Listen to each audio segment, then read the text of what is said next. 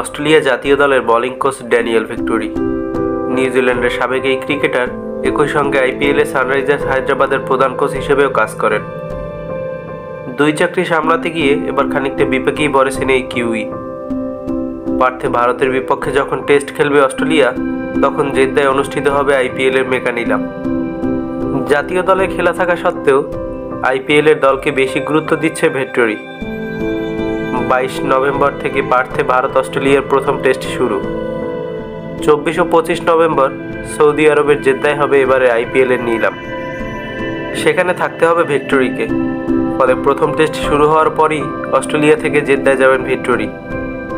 নিলামের পর আবার জাতীয় দলের সঙ্গে যোগ দেবেন তিনি। ভিক্টোরি এই সিদ্ধান্ত মেনে নিয়েছে অস্ট্রেলিয়া। ক্রিকেট অস্ট্রেলিয়া একটি বিবৃতিতে বলেছে, সানরাইজার্স হায়দ্রাবাদের কোচ ভিক্টোরির সিদ্ধান্তকে আমরা সমর্থন করছি। টেস্ট শুরুর আগে নিজের কাজ করছে সে। দলের বোলিং আক্রমণ আরও শক্তিশালী করেছে।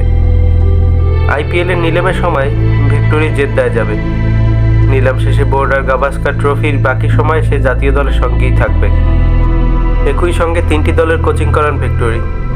অস্ট্রেলিয়ার বোলিং কোচ ও হায়দ্রাবাদের প্রধান কোচ হওয়ার পাশাপাশি দ্য 100-এ বার্মিংহাম ফিনিক্সেরও প্রধান কোচ তিনি।